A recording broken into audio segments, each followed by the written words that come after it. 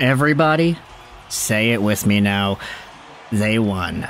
The Vancouver Canucks have defeated the Nashville Predators in Game 1 of their first round 2024 Stanley Cup Playoffs series. And this game was worth the wait. Now look, you could tell from my voice, I was probably screaming a little bit, was kind of excited. And it was a good thing, because this game, the first Vancouver home playoff game the team has seen in 9 years, was a roller coaster of emotions. You had the intro, you had the people all outside downtown Vancouver, Canucks jerseys on every block, everybody is excited again. The Sun Run just concluded earlier this afternoon. The city is already buzzing, lots of stuff to do here as it's warming up in Vancouver, but the Vancouver Canucks, this is where people's focuses are. And heading into this game, they play you too. The streets have no name, the building is buzzing, the playoff towels are waving, the anthems are blaring, and the Canucks fan base is excited to take on a Predators team that admittedly would be a much bigger challenge for Vancouver than what we had seen earlier on in the year. You know, in the preview, we said, yeah, the Canucks have beaten the Predators 3 out of 3 times in the regular season this year. Yeah, but that's because the Predators did not have their own U2 concert fiasco, and they didn't go on that entire huge tear to end off the season yet. This is a different Predators team. And it didn't take long for us to see that, because Thatcher Demko, 2 minutes into the game, made a marvelous cross-crease one-timer save on Anthony Beauvillier. Yeah, that's right, former Canuck Beauvillier gets a beautiful pass from Luke Evangelista, and he gets stopped right there in front by the pad of Thatcher. Beauvillier was never able to score in Vancouver. Happy to see it was able to continue here with the Predators. The Canucks got started on special teams in this one 5 minutes into the first. Colton Sissons took a cross-checking penalty on Sam Lafferty. Canucks power play is not able to get it done. A pattern that unfortunately persisted throughout the night. The Canucks then got themselves a few interesting chances. There was a Joshua Garland 3-on-2 opportunity where Garland fell down. That wasn't able to convert. Garland also had a Lindholm centering feed on the rush. Great chance for Lindholm, the secret weapon of this team. But unfortunately, it doesn't go in. The first goal, however, does, just 2 minutes later, as Jason Zucker scores on an off-putting, strange Canucks sort of miscommunication with their forwards. Sam Lafferty takes the faceoff and he loses it, but instead of continuing the shift as a center, Lafferty completely abandons his center responsibility and goes onto the side where Elias Pettersson had taken over winger duties. Pettersson was a little bit slow to get back into the play as a center, which is what allowed Jason Zucker all the room in the world to walk right in and fire it on goal, beating Thatcher Demko. Demko kind of overreacted to the shot too. It was kind of like he was leaning and sliding to his right, but the puck came over to his left. Very awkward shot, awkward goal, but it's a 1-0 game for Nashville with 3 to go in the first period. The Canucks got some chances towards the end of the first, but they kept on missing the net, and that is all she wrote for the first 20 minutes. Now, the second 20 minutes, this is where things got interesting, because Elias Lindholm scored right away, 47 seconds in. Dakota Joshua sends it over to Lindholm on the side. He walks right through the neutral zone, into the offensive zone, uses the screen of Roman Josi to fake out Juuse Saros, chucks it on goal, and it goes through. It bounces off of Saros' blocker, it looked like, or off of his arm or something, and just squeaked in. 1-1 game, Elias Lindholm is on the board, and this is the guy that everybody seemed to have had their pressure on. We said it in the video yesterday. This line of Lindholm, Garland, and Joshua could be the Canucks' secret weapon if they're all able to play the best versions of their game. Immediately after, you started seeing more Canucks mojo in the O-zone. Miller, Besser, Suter, they had a great shift. Lots of good pressure and good chances. The Canucks were buzzing overall. Garland almost scored by driving in front of the goal. He got tripped, but there was no call on that play.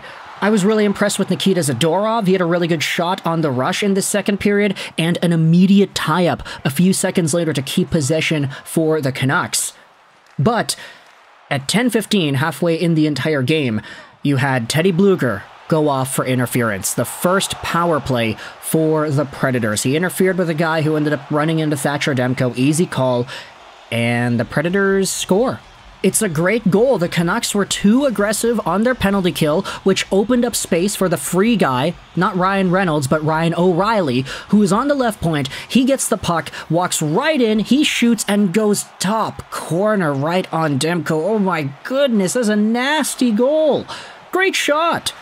At this point, 2-1 game. The Canucks then get into penalty trouble, and this is where you start to see the doom and gloom sort of seep into the fan base. Carson Soucy went to the box. No goal on this power play, although the Predators looked so dangerous. They were just kind of holding it and cycling it and holding it and holding it. And did I mention that they just held onto the puck? And the Canucks were able to hang on.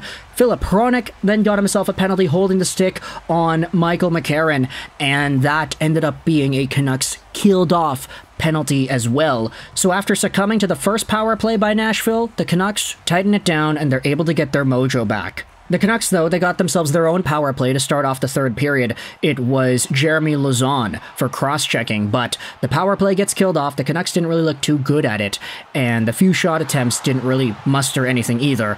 5 minutes into the third, Phil DiGiuseppe takes a penalty for tripping Ryan O'Reilly. Canucks are still down 2-1, by the way, so those are 3 straight penalties that the Canucks end up killing off. And I want to say, like, let's just pause the commentary on the game for a bit. I want to say maybe with, like, 15 to go, especially during the Phil DiGiuseppe tripping penalty call, this is when the Canucks fandom was, like, I don't want to say dead. They're kind of dead. Everybody was criticizing Elias Pettersson, everybody was talking about JT Miller, everybody's talking about, yeah, these guys are not producing any points, they're down 2-1, the Preds got all the points from all the guys they need to get points, like Roman Josi, Philip Forsberg, O'Reilly, everybody's on the board here, Canucks are not showing up, the Predators are locking them down, they're doing such a good job at doing that, and then Quinn Hughes gets the puck at the point. Passed over from Brock Boeser. He fires it, and it's in the back of the net! They call it a Hughes goal, but upon video review, it looked like Pius Suter tipped it downwards, so if the goal is Suter from Hughes and Boeser, okay, great, nice tip goal. If the goal is Hughes from Boeser and I think the other guy, whoever it was, Filip Hronek or something, I don't know. Either way, Canucks tie the game up, and that brings the energy back in the building. It was kind of quieting down, and because the Canucks were getting so shut down by Nashville's clogging the middle and keeping the play to the outside, during the entire time Nashville had the lead, I felt so dead for some reason. Watching this game, and then the Hughes goal just brought everything back to life. The towels start waving again, the fans start cheering, and then 12 seconds later of game time, Dakota Joshua scores to make it 3-2. 12 seconds, the 2 fastest Vancouver Canucks playoff goals scored ever. This puck is played down low. It's Elias Lindholm who checks the Nashville guy to free it up. Connor Garland gets right in there to steal it, center it out, and it's Joshua who beats Juuse Saros right in front. That's the secret weapon line. Lindholm, Garland, Joshua all getting involved. That's the second point of the night for Lindholm, second point of the night for Dakota Joshua, and Connor Garland, of course, getting on the board too. Once the game was 3-2, the Canucks just said, screw it, let's just buckle up our jock straps here. We're gonna win this game because now it's our turn to get all up in the Nashville Predators' faces and not allow them to make a single breakout pass, not allow them to control the play in the offensive zone the way they want to. We're gonna physically dominate these guys, just shove them off the puck, steal it, and clear it out. Simple hockey. It works, and the Canucks end up getting the empty net goals. Dakota Joshua again, making it 4-2. With 1:28 to go, the Canucks were playing like total bullies once they took that lead. Complete night and day difference from how they were honestly getting neutralized from earlier in the game. Now, you could say this game was honestly pretty even. I mean, both Demko and Saros had to make some saves. I wouldn't say that Saros made any fantastic, amazing number one saves. Like, Thatcher Demko's first save of the game on Anthony Beauvillier was probably the best save of the entire game, but as it went on, Demko was just solid. He made the saves he needed to make, didn't let in any rough ones, and the Canucks were able to squeak out a victory here.